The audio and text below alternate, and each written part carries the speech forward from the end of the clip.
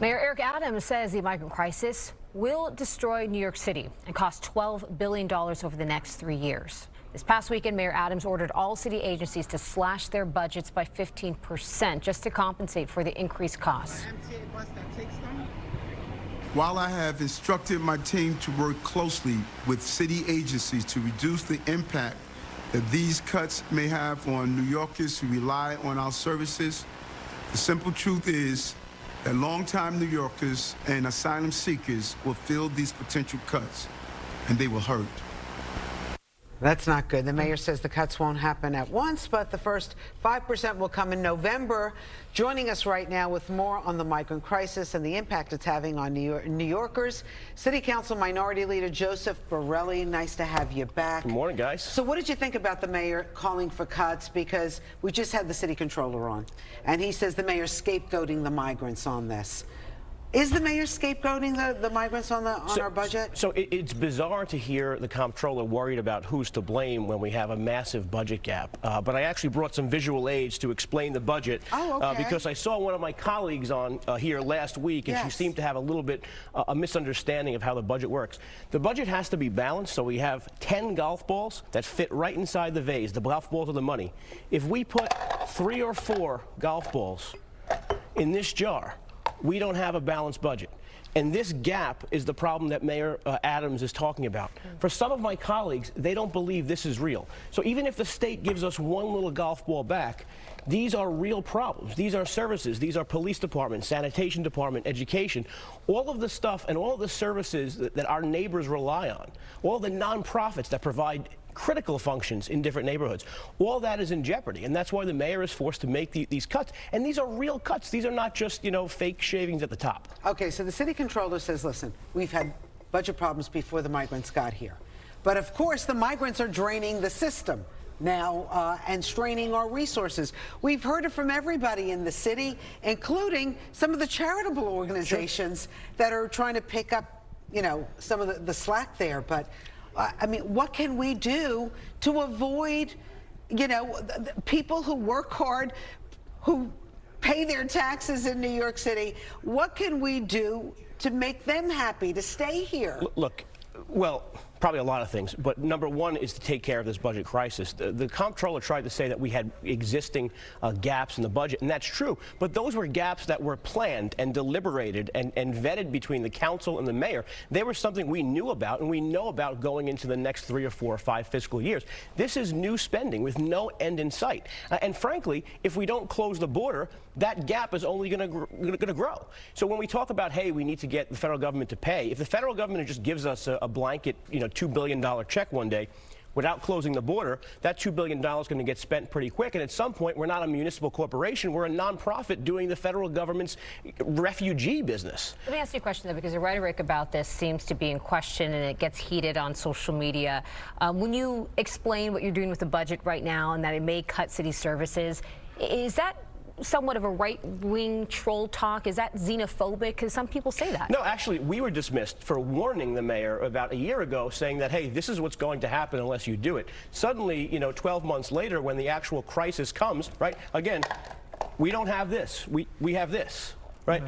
That has happened, and now suddenly the mayor himself is suddenly called racist and xenophobic for just talking about the basic truth that cities like New York have to have a balanced budget. The money we raise has to be equal to the money we spend. We don't have an option B. And our only options for making that up are the cuts, which are going to be a problem, or to raise taxes. And that's not a good option either. The only tax we have the even option and ability to raise is the property tax. Property tax is about 1/3 of our budget. If we have to make up 15% of the revenue from an area of the budget that only accounts for 1/3 of the revenue generating, now you're talking about the most massive property tax increase in the history of New York, frankly. Is it possible to find inefficiencies in some of these budgets to make up for that $12 billion need? Yeah, and we did that last year. We talked about a 3% peg cut to some of the agencies. That is trimming the fat. That's a good thing that cities should do, every now and then. But it's not possible without the city should trim some fat. It's not possible without the mayor saying it's going to hurt some people, correct? It's not possible because the depth of this cut, 5% by November, another 10% 3 months later, another 15% by the end of the year, that is real service delivery cuts. That's when we talk about libraries being shuttered for several days a week, maybe sanitation going to one pickup a week. Things like that are really the crux of the service delivered by the city of New York. That is in jeopardy because of this. So I'm sick of hearing my colleagues, or the comptroller or whoever, they sound like that woman on the airplane saying that this mother, you know what, is not real. That's what they sound like. And it really is real, and the golf ball. So, Joe, let me ask you what's going on in Staten Island, because you're from Staten Island. As you know, there was a school that was turned into a migrant shelter.